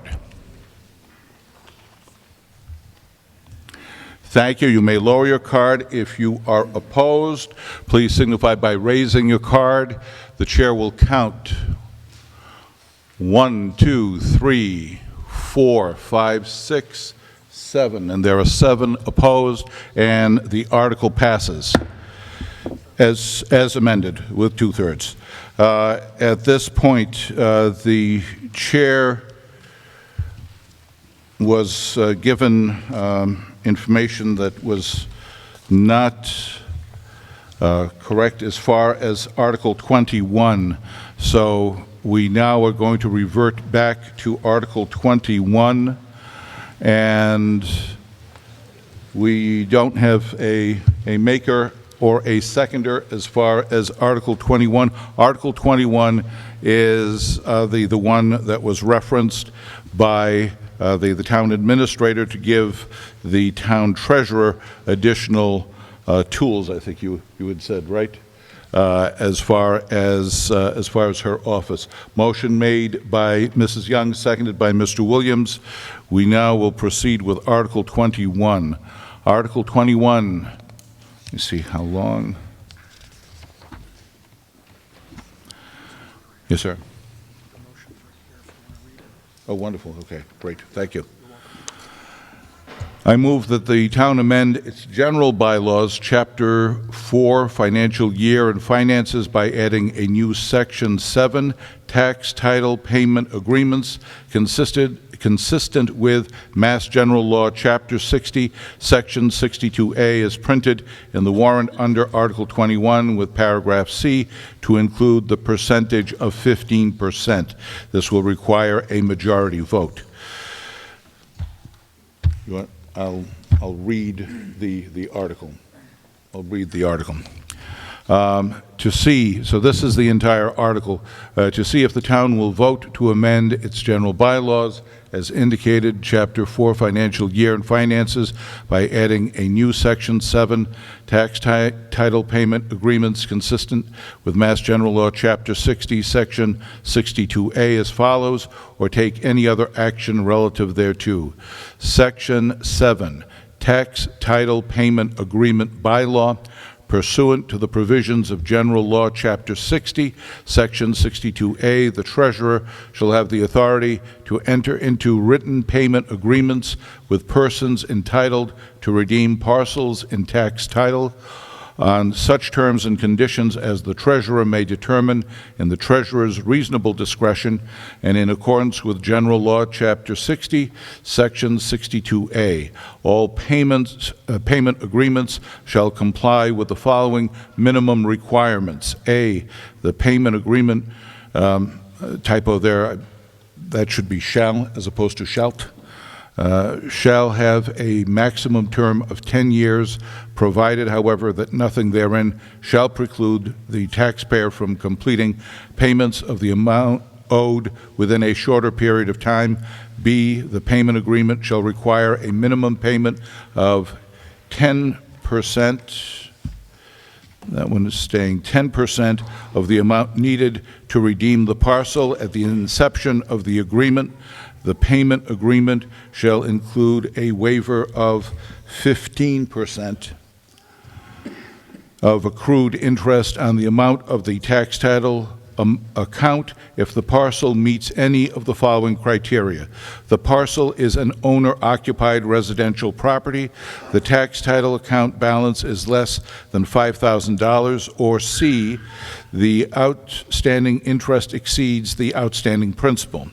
D, when an account is eligible for an interest waiver, calculation of the waived interest shall be completed after applying payment from Section 2. Such waiver shall be applied to the tax title account after the delinquency is paid according to the agreement. E, during the term of the agreement, the treasurer may not bring an action to foreclose the tax title unless payments are not made in accordance with the schedule set out in the payment agreement, or timely payments are not made on other amounts due to the town that are a lien on the same parcel. Okay, so we have the motion on that. The chair will recognize the treasurer for her comments. Please proceed. Thank you, Mr. Moderator. Elizabeth Clements, Treasurer Collector.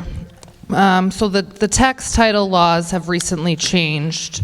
The statutory changes of Mass General Laws, I should say, Chapter 60, between 2024 and 2026 changed. The main change with this proposed article is municipalities, we can adopt a bylaw permitting payment agreements for redemption with longer term. So the former law stated it was a maximum of 5 years. With this, it would be up to 10 years and would require lower down payments, meaning 10% instead of the 25%, and then a broader interest waiver authority. And this only pertains to the 68 parcels that are currently in tax title. When I started here, there was 71. We're down to 68. There are a handful of land of low value that would not apply to this. And then, as stated, as long as a payment agreement has been made and signed off on, and if monthly payments are being made, that will stop the land court foreclosure process. Thank you. You're welcome. Any further discussion on Article 21? And the chair hears none.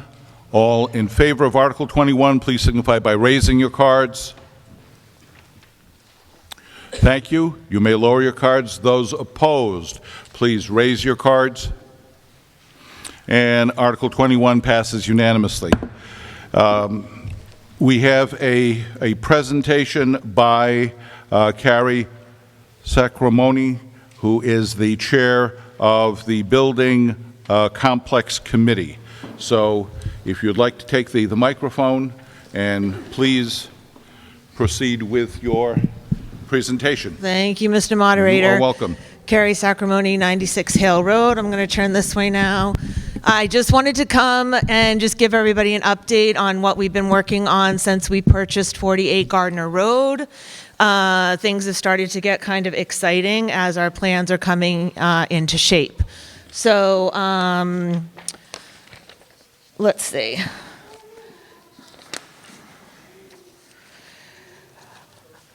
We are not going to take any questions this evening. We do encourage everybody to please come to our meetings. We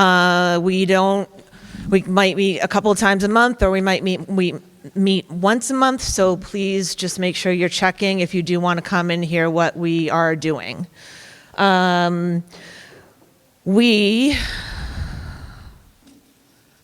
Our timeline right now, we started in the fall of 2024 with acquiring 48 Gardner Road. In the winter of 2025, we built, we stabilized and relocated the offices, the town offices, and we relocated, sorry, I don't like to read from these things, it's really hard for me, but so give me a minute to compose myself. Sean, can you change the slide for me to the next It's probably easier for me to kind of go back and forth, honestly. In the winter 2025, we ended up putting on a new roof, doors, siding to 48 Gardner Road to help stabilize what we were working on. In March of 2025, we selected our architect and we did more needs assessments and planning with our fire chief and our police chief. In the spring of 2026, we have entered the schematic design phase. In the fall of 2026, we are planning for community review and special town meeting vote. In November of 2026, we are hoping to have a final vote at the election. We selected architects Derek Rubinoff and Associates DRA in March of 2025. We started that design process shortly after hiring them and after the needs assessments were done. The committee expanded our scope once we realized we were working on the municipal part of this as well, and we became the Municipal Complex Building Committee. And I just want to thank everybody on our committee as well as the select board as we've walked through this process. Both police and fire chiefs, Chief Couture and Chief Hayes. It's been a lot of work, and we have gone through so many different processes, designs. We have looked at this up and down, sideways, and we hope to come to you with like a really two very distinct plans, options 1 and options 2, and both of them are different. Well, one of them we utilize the downstairs, and the other one we utilize more of the upstairs. Our downstairs option allows us to have some additional space upstairs for growth, and the downstairs, we would move our offices upstairs and then have committee areas and a great room, so to speak, for some additional meetings or events that we need. Let's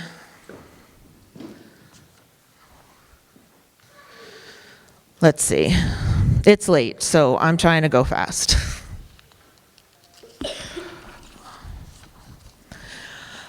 At this point, we are working towards the schematic design phase is almost done, where we will get costs together. The engineers who are working with DRA will put all those together. And then again, we will come to you with our 2 designs, costs for those designs, so that we can make a you can make a very informed decision at town meeting.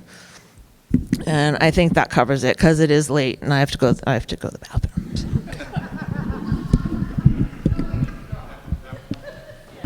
That was refreshingly honest. Thank you very much, of course, for not only... Kerry, thank you. Look, I'm a short timer. I'm the interim town administrator. I want to thank Kerry. This project is generational. It's one of the most important that Hubbardston will do in your lifetime. Both your police chief and your fire chief and the officers that serve this community work in inadequate facilities. If you don't believe me, reach out to them. They'll give you a tour. It is shocking. You have a beautiful town. It's historic. It's absolutely a Currier and Ive community. You have no long-term debt. You have elected officials that care deeply about this community. Get informed and really reach out to the committee members and learn about it. And I promise you, you'll make a wonderful decision this fall. Thank you. Thank you. Thank you. Kerry, thank you for your efforts. At this point, the warrant having been completed, the chair will entertain a motion to dissolve town meeting. Chair recognizes Mr. Williams, seconded by Mrs. Young, to dissolve town meeting. All in favor, please signify by raising your cards. Thank you. You may lower your cards. Those opposed, please signify by raising your cards. There's always one. Thank you. We stand dissolved.